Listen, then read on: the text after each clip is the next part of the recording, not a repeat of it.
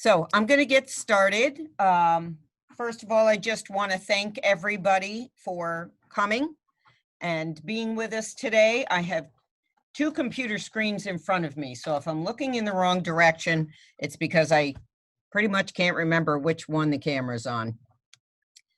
I really want to thank everyone for coming. We were thrilled to see that a total of 57 people wanted to spend some time together to think about and brainstorm how we can reopen our wonderful school. You are all being recorded, both the video and the audio, as well as anything in the chat rooms is being recorded. And I do have, sorry if I'm distracted, I'm admitting people as I speak. I do have a brief PowerPoint that I'd like to share with everybody at first, and then we will move into our brainstorming session. And everything will be recorded so that we can analyze it later, and the plan is to hopefully draft a plan and bring it back to the table for everybody to look at. And eventually we can edit that draft plan. Once compliance comes from the state, we will apply that compliance and then submit it to the state for approval. Okay, we are up to 52. So I'm going to go ahead and start with the PowerPoint.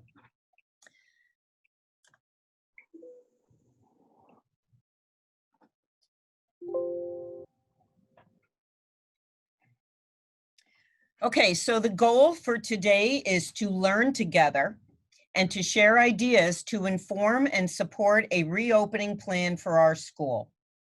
Each team will focus on a specific area of the reopening plan. A quick sidebar there. Folks told me what team they wanted to be on. I tried very hard. I think everyone had their first choice. Some folks were really flexible, so I placed folks in teams that needed more attendees. The agenda for today, we're starting right around 11. We'll run through the PowerPoint, and it will include a little bit of information from New York State Ed. We'll go over the procedures for the breakout sessions. These timelines are not strict. We may be off a bit. We're going to go into the breakout session. We have decided an hour and a half is a little long. There is, if folks are really on a roll and they want the time, we can stretch it out. Otherwise, the facilitators will report back to me when their team is done. And we're estimating about an hour, about 60 minutes in the breakouts. And then at the very end, the facilitators who will take some notes throughout the brainstorming session will do a quick share out, because as we know, this is a really big thing. And it's difficult to separate things such as health and safety, the #1 concern of all of us, from something such as transportation. It's very difficult to remove them. So we're going to give it a try today to stay focused in our topic area. Some housekeeping rules for anybody who might be new to Zoom. I did borrow this slide from New York State Ed.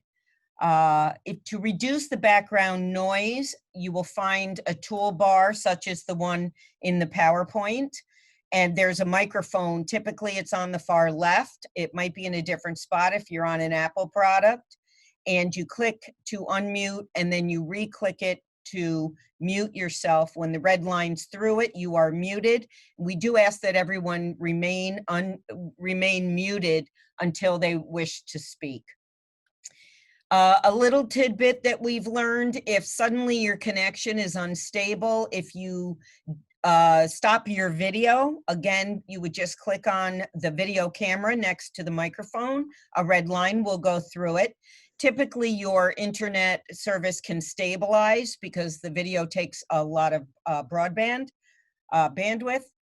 So you can, once it gets stabilized, you can many times start your video. And the chat feature is circled in yellow as well, and that allows folks to communicate.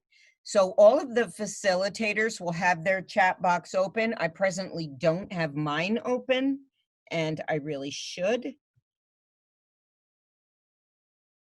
Okay, and I think we already took care of that. And again, I apologize if I'm pausing. I feel like I'm kind of at NASA with my control system here.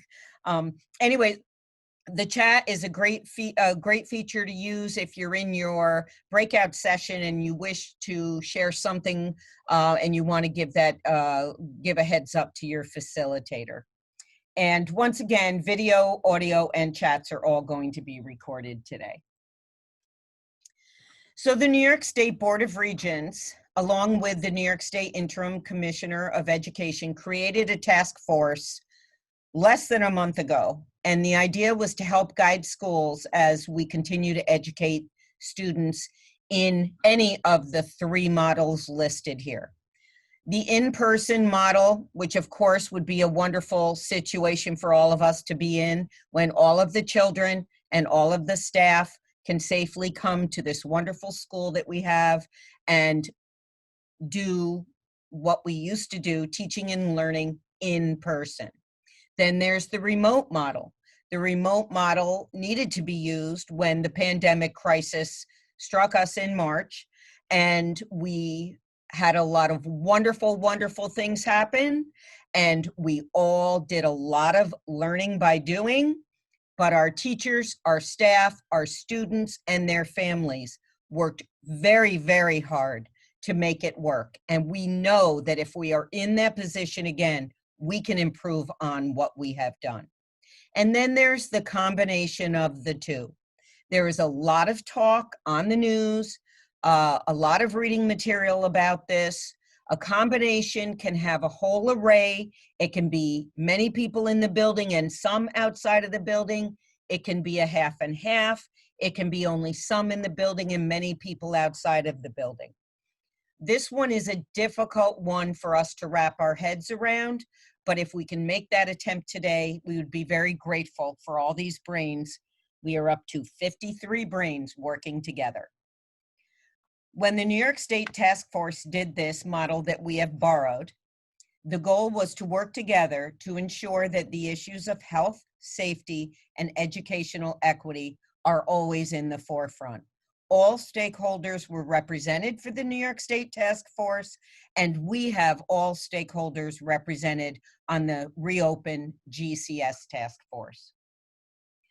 By the way, all of the videos of at least the first 2 sessions, and there were 4 regions of task force meetings, are available on the New York State Education website, which is listed here. It's nysed.gov, and they're pretty fascinating. I highly recommend them. So we created our own teams, and here we are today. So today we have our health and safety team.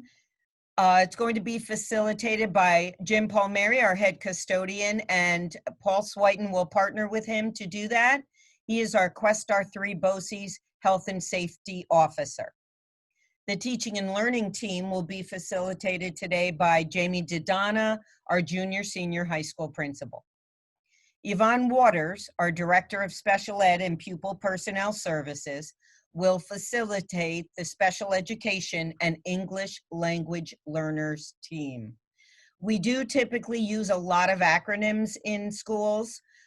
You will see CSE and ELL. It is most common to that area. CSE is the Committee on Special Ed, and ELL is English Language Learners. Us educators will try to not use too many acronyms today. The social emotional learning group will be facilitated by Bev Marr, our elementary principal. Operations will be facilitated by Dina Bizzaro, our business manager, and these operations are going to focus heavily on food service and transportation. And the last team that will work together today is the Digital Equity and Access team. and I will facilitate that team. The guiding principles we have borrowed from the New York State Ed Department because they are the same. The health and safety and well-being of the children and adults, there is nothing more important. That is business, the very first thing we have to do. Educational equity is also at the forefront of decision-making. These you can see are the guiding principles of the state, and we left them in because we felt it was important that as the state develops our guidance that we will have to adhere to, they realize that the state is large, it differs very much in population and size, geographic regions, and they are trying to develop guidance that can be general so that we can all apply it to our own local situation, but also specific enough so that we're not wondering what the rules are. And that obviously is number 4 as well. Districts will be encouraged to work with their communities and all of the stakeholders. Today is day number 1 of that. And the planning for schools to reopen is not a one-time event. The reality is, folks, even if we are fortunate enough to come back here in some way, shape, or form in September, we could then get closed down again, and we have to be prepared for that situation. At the beginning of the New York State Task Force meetings, all attendees heard from Dr. DeHovitz, who provided an 8-minute presentation of COVID-19, what it means, and the relevance to education. The leadership team at the Germantown Central School District, who are your facilitators today, felt it was imperative that prior to us going into our brainstorming sessions, we all had a similar background of information. So at this time, I'm going to make the attempt to play this 8-minute video for you.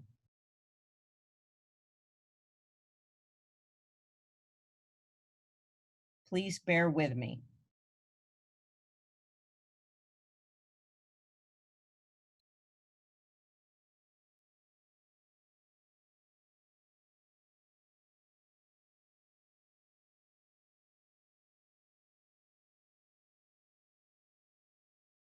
Okay, I'll turn my volume up. I'll talk to you again in 8 minutes. Service professor and infectious disease specialist at SUNY Downstate's Health Science University. He's the co-director of the SUNY Global Health Institute, director of the Special Treatment and Research Program, and director of the HIV Center for Women and Children. It's a true honor to have him speak with us today, so please join me in welcoming Dr. DeHovitz. Thank you, Jeff, for that wonderful introduction, and thanks to the Chancellor and your staff for allowing me to speak today. Obviously, coronavirus and COVID is a challenge such that we have never had to deal with before, and I hope that I can make a little bit more about this disease clear in the few minutes I have to speak with you today. So let's just start with what is a coronavirus. And that is that there are a large group of viruses, and that unusual name corona really derives from the word crown. If you take a picture or an electron micrograph picture of the virus, it does look like a crown, but it's completely round. These viruses are not terribly unique to humans. They infect a wide range of mammals and birds, and some regularly cause a mild respiratory illness in people. In fact, 3 variants of these cause something very similar to the common cold.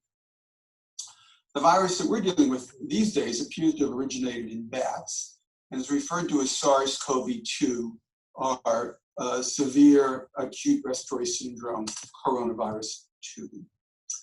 That is the virus that causes COVID-19, which stands for coronavirus infectious disease 19. It's not the 19th version, but rather it was first identified in 2019. Not everyone who gets infected becomes ill, and indeed some people have very mild disease. And as you all are aware of, some people have much more serious disease that leads to death. Its typical signs and symptoms are fever, typically greater than 100.4 degrees, fatigue, chills, muscle pain. Somewhat unique to this particular virus has been a common reporting of loss of taste and or smell, difficulty breathing, or sore throat. I think it's important to have a sense of the incubation period and the infectiousness. The incubation period is that time between when someone gets infected until symptoms develop. And the virus that causes COVID-19 has an incubation period that's very variable. It seems to range from 2 to 14 days, i.e. up to 2 weeks. About half of people at this point, it seems, will become ill within 5 days of infection. Now, in addition to the incubation period, it's important to know the infectious period. And this is a time during which someone who's infected by the virus can transmit this to other people. For individuals with actual disease, i.e. the signs and symptoms I went over with you in the slide previous, this infectious period can begin 2 days before signs and symptoms actually appear. It appears that the end of the infectious period is defined when at least 10 days after the beginning of the illness and symptoms are improving, and there's been no fever for the past 3 days. Now, as I've said, people who are asymptomatic is not uncommon, and they can also be infectious. And for these people, the infectious period is more difficult to define. Well, what are the risk factors for getting ill, and more importantly, for getting more ill or sicker than others? Well, we do know that those with a history of severe illness are more likely to become more sick with this, and that's if they're obese, have high blood pressure, diabetes, or a history of pulmonary problems or heart problems. More unusual, some young, healthy people can become severely ill. More recently, a new variant of this disease in children has been identified, and this is called multi-system inflammatory syndrome in children, or MISC. There's no specific treatment for COVID-19 as of this point. Rather, treatment by clinicians are used to support the body's function until the immune system can begin to fight the infection.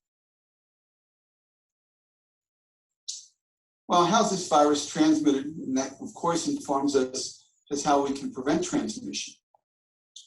Infected people will have the virus in their mouths, noses, and throats, and these droplets full of virus can emerge when they're talking, laughing, sneezing, coughing, or indeed singing. These droplets can then enter another person's eyes, nose, or mouth, and of course cause infection.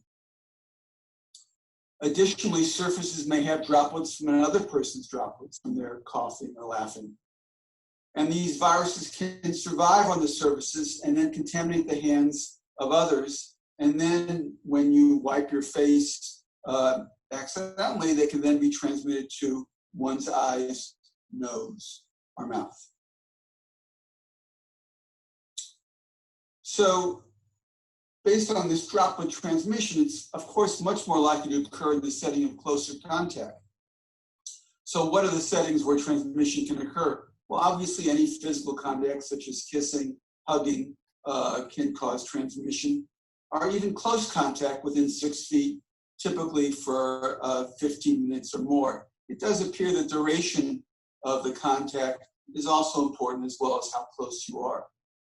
Obviously, these sort of contacts can occur in the home or office or restaurants, and are much more likely if one shares food, bathrooms, or beds. Obviously, given these transmission characteristics, it's much more likely to occur between people who live together. So what can we do to prevent transmission of the virus that causes COVID-19? Well, many of you have heard this, but always worth repeating. You should wash your hands as often as you can. Of course, avoid close contact with others. Cover your mouth and nose with a cloth face cover or mask when around others. And of course, it's very important to cover any coughs or sneezes.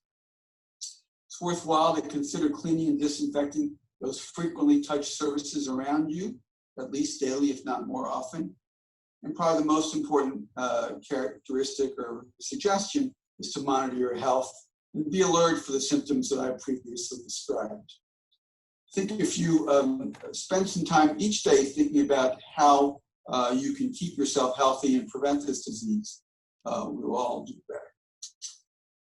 Thank you very much for this opportunity to speak to you. Thank you so much for that presentation, Dr. Dehovitz. It was incredibly helpful and informative. And now I'm going to turn it over to Natalie Walrand from West Ed to discuss the social emotional aspects of the pandemic and its impact on both students and adults. As Chancellor. Okay, folks. So that's Dr. Dehovitz. I hope everyone was able to hear that. It's a recording of a recording of a recording.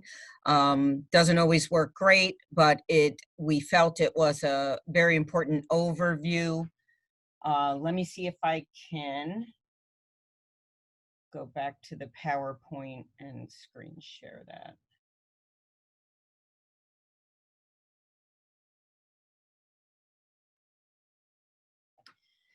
So the next thing that, again, started off with, whoops, hang on a second, I have to let somebody in. The next thing that all of the folks that attended the task force meetings, the regional task force meetings, was Natalie Walrand on social emotional learning and well-being.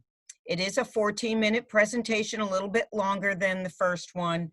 We did consider cutting it out to move forward. And then after we reviewed it, we determined, the leadership team determined that it is of the utmost importance for us to have this as background knowledge for all of us prior to going into our breakout rooms. So unless there's anyone who is having any issues, I'm looking at the chat. I think the closed captioning was a great help. Thanks for the suggestion. I'm going to go ahead and go back into the New York State Education Department Task Force Regional Meeting and play the piece on social emotional learning.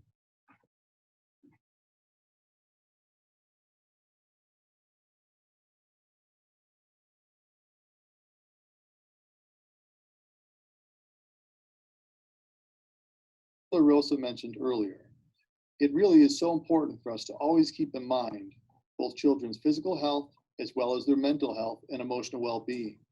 They are equally important to a child's success. Ms. Walrand serves as the director of the National Center to Improve Social and Emotional Learning and School Safety housed at West Ed. In this role, she works nationally to build state and local capacity to integrate evidence-based National Center to Improve Social and Emotional Learning. Social emotional development and school safety with academic teaching and learning. She brings expertise to a range of whole child initiatives, such as trauma-informed practices, as well as implementing data-driven cycles of instructional improvement. As West Ed's Director of Cross-Sector Initiatives, Ms. Walrand helps develop bodies of work that invite partnership across social sectors to strengthen children, families, and communities. So please join me in wishing Ms. Walrand a virtual welcome. Thank you so much for this opportunity, Jeff, and thank you everyone for having me today. This conversation is so important, and I'm really delighted to be here to contribute to it. So as Jeff mentioned, my name is Natalie Walrand, and I direct the National Center to Improve Social and Emotional Learning and School Safety at West Ed, and the center is funded by the U.S. Department of Education. And I wanted to start off my remarks today just acknowledging our context, right? So this forum is being offered in a moment of unparalleled crisis in two ways. The first, of course, is that we're living through a pandemic, which means that most of us have been social distancing or sheltering in place for nearly 3 months now. And of course, now also the national conversation on racial and cultural justice is at a crescendo. And as a nation, we have yet another opportunity to reckon with our history and the way that that legacy opposes the values and identities we claim around liberty, justice, and that we are all created equal. So in this moment and in this context, many in our community are struggling with anxiety, stress, fear, and isolation. And for some people who may have already been living with chronic stress and adversity, the impacts of the pandemic and what we're seeing in the news are only exacerbating these very challenging emotions. In addition to that, because of the pandemic, we have limited proximity to many of the people and communities that support us. And I think there's two really important key points that I want to share about that. So the first is to affirm that the communities that we love and who love us play an essential role in our well-being and are critical to our ability to navigate this crisis in a healthy way. The second point I want to make is that we can bolster and nurture our relationships in any scenario that we may have when we return to school, whether it's in person, remote, or some hybrid of those two.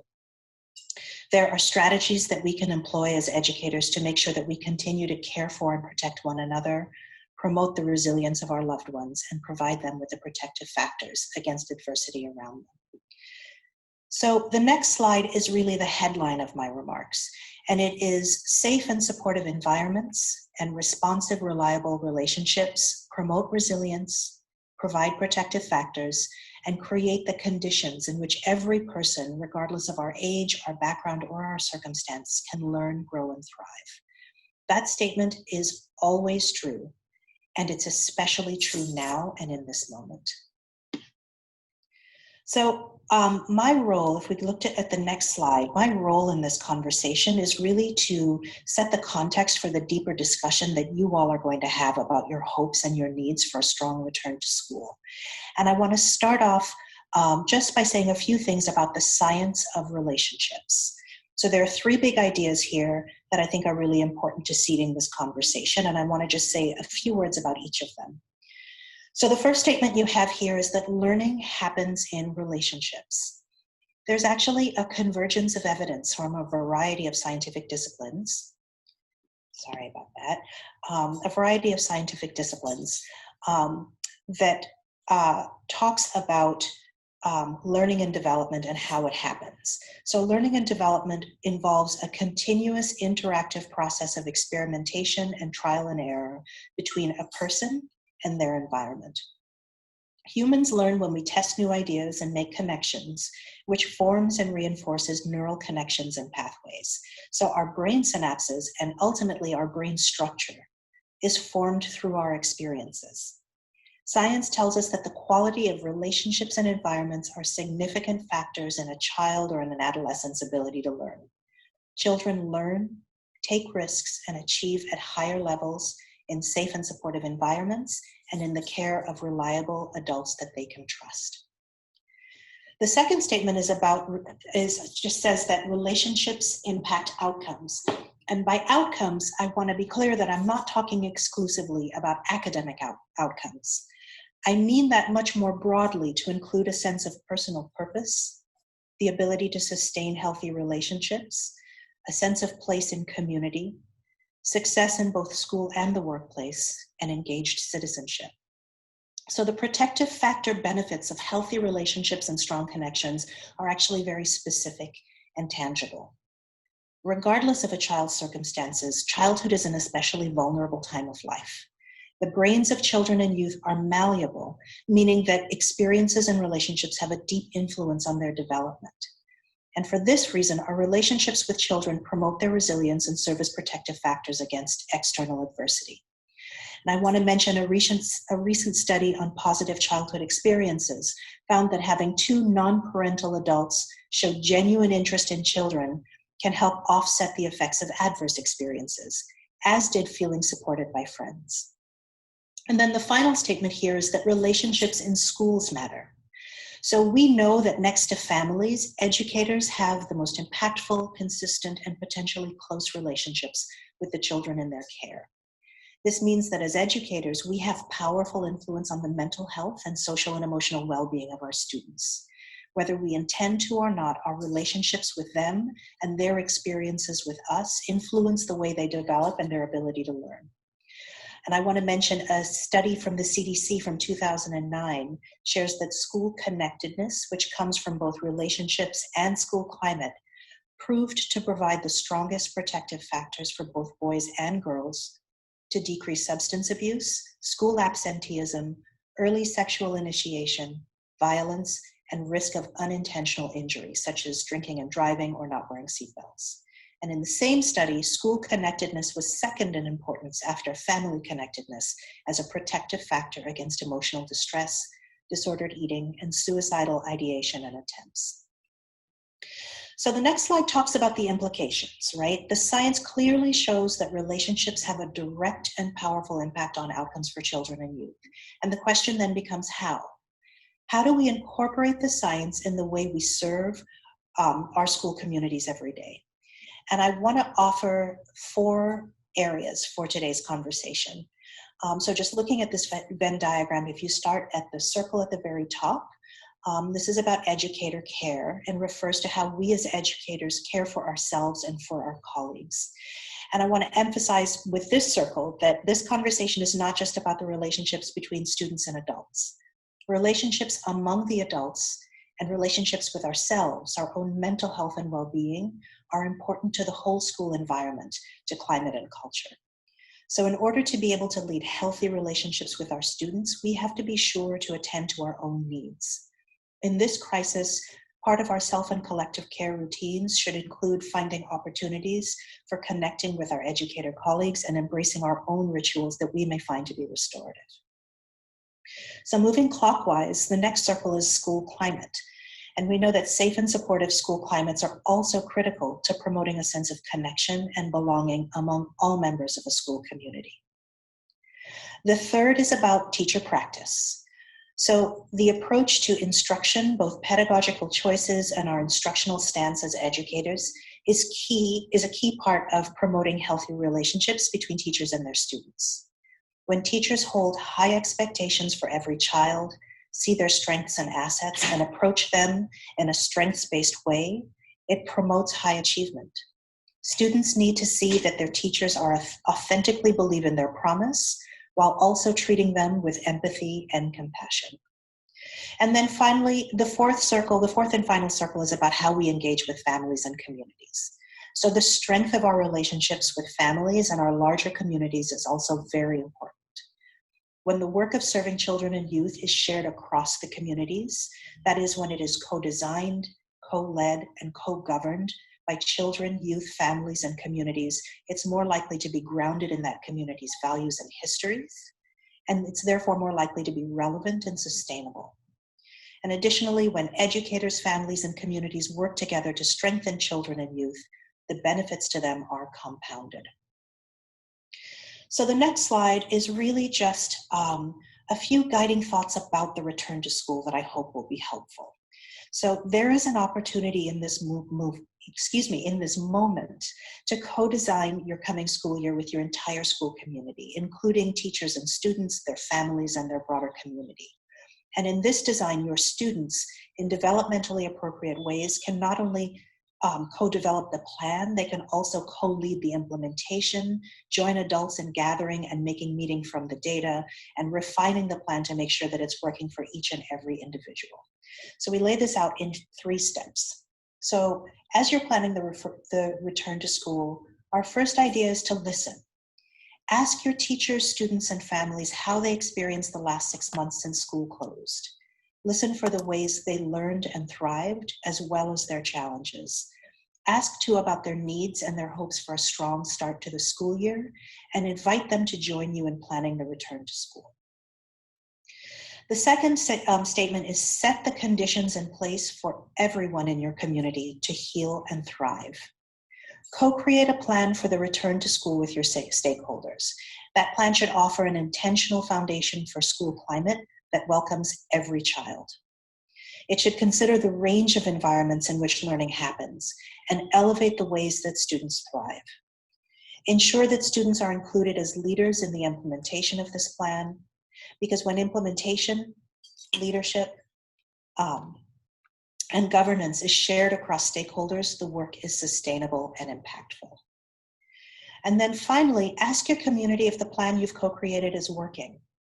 Ask how they know, what they're measuring or seeing as evidence of healthy relationships and environments, and then together with all of your stakeholders, refine your plan to improve it. The final slide that I want to share with you is really just getting a little bit more specific about that second guiding thought about how we as the adults caring for children and youth can put the conditions in place for their healing, growth, and learning. So the first idea is create opportunities for self and collective care. As I talked about in an earlier slide, our own health and well-being has intrinsic value. Caring for our own needs is not selfish. We are worthy of well-being, and our well-being allows us to serve others. The second point here is to ensure that every child is connected to a caring and reliable adult. This is a fundamental strategy to ensure that every child is known and that we're able to respond to their needs. And then finally, return to the norms and rituals that are safe and welcoming. In collaborations with your students and families, reflect on your own school's climate. Think about what has felt special or core to your school's identity and engenders a sense of belonging that you want to keep. Think about what hasn't worked well that you want to let go of. And then think about what new activities or initiatives you'd like to create or adopt. These rituals and norms will help to fortify a sense of safety and belonging. Thank you finally again so much for having me, and I will return the mic to Jeff. Well, thank you so much for that incredibly informative.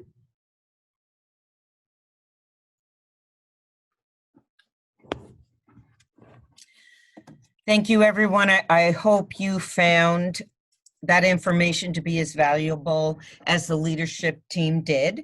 And I'm just going to screen share once again and see if I can find my PowerPoint.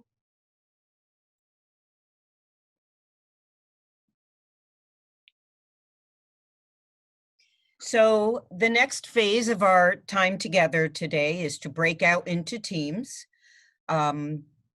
I wanted to show you that there's a possibility you might end up getting this breakout rooms invitation on your screen, but as the leadership team and I are all learning together how to use Zoom to do very exciting things, I may have properly automated so that when I click go, you're going to go straight into your breakout team.